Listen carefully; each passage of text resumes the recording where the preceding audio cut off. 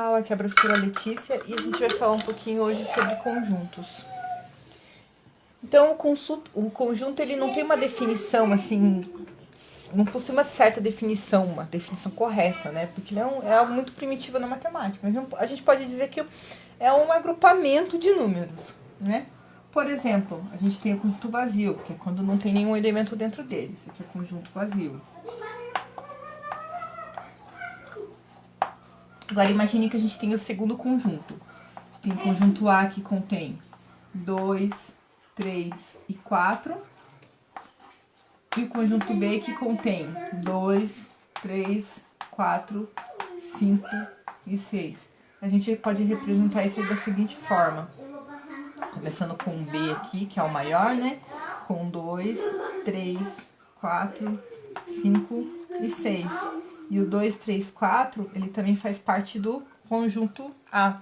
Então, a gente diz que o A, ele é subconjunto do B, porque ele está dentro de B, ou seja, o A está contido, é o símbolo de estar contido, é o C, em B. Ou o B contém, que é o C invertido, A. Ainda, os seguintes conjuntos. A igual a 2, 4, 6 e 8. E B igual a 2, 4, 6 e 8. Que nitidamente a gente já percebe que os dois conjuntos são iguais, né? 2, 4, 6 e 8. Tanto para A quanto para B. Então, aqui a gente diz que há uma igualdade de conjuntos. Ou seja, A é igual a B. Tanto que A está contido em B, quanto B está contido em A, ou A contém B e B contém A. Então, isso aqui é representado por igualdade de conjuntos, né? Onde os dois elementos são iguais, os dois conjuntos são iguais. Dentro de conjuntos, a gente tem outras simbologias, como, por exemplo, a união, que é quando a gente tem o conjunto 1, 2, 3, 4, e o conjunto B aqui de 4, 5, 6, 7.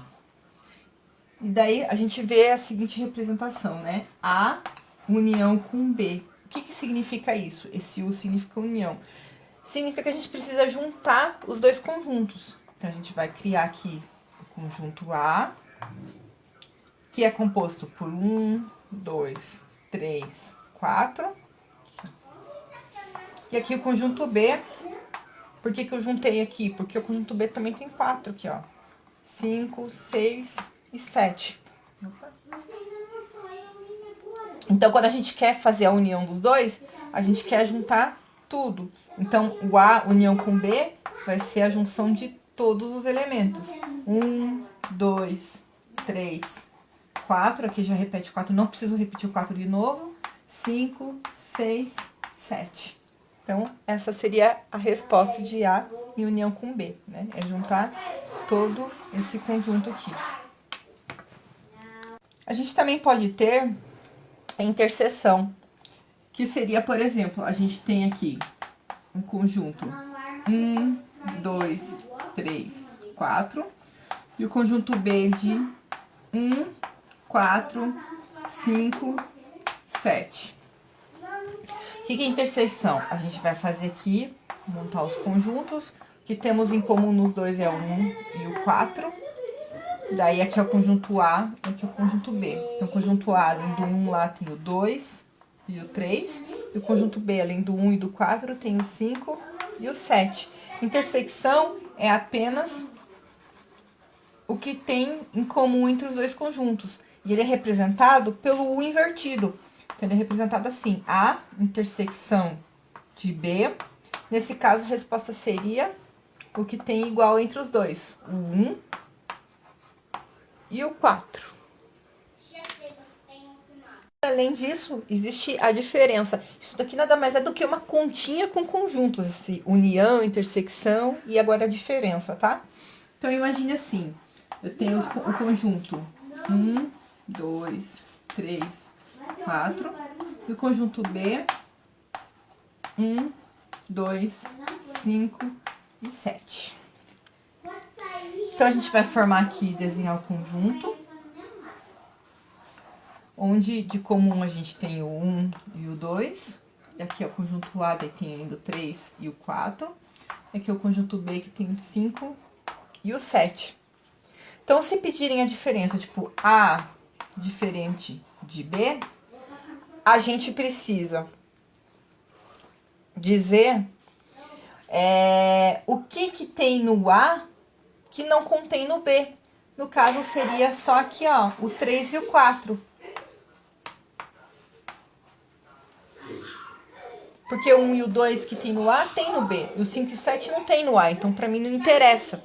Então, A menos B é só o que contém apenas no A. Se tivesse pedido B menos A, qual que seria a resposta? Seria o 5 e o 7, porque é apenas o que tem no B que não tem no A. Então, essas aqui são as operações com conjunto.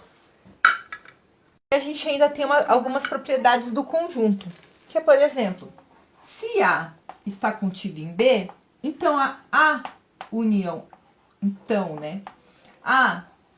com B vai ser igual a B. Ou seja, opa, aqui faltou o B. Então, se A está contido em B, a união com B é B. Então, vamos desenhar aqui. Uma dica que eu sempre dou para os alunos, gente. Desenhe que fica muito mais fácil de entender, tá? Então, a gente tem aqui, ó, o A. Ele tá contido, né? Tá dentro do B. Então, se eu juntar o A com B, vai dar o B, porque o A já tá dentro do B. Então, por isso, dessa propriedade. Uma outra propriedade, que é, se A está contido em B, então, a interseção de B é o A. Então, se eu tenho lá novamente os dois conjuntos, onde A está contido em B, o que eu tenho em comum entre os dois? Que a interseção é o que tem em comum. É o A. Por isso que é o A que a gente coloca aqui nessa propriedade.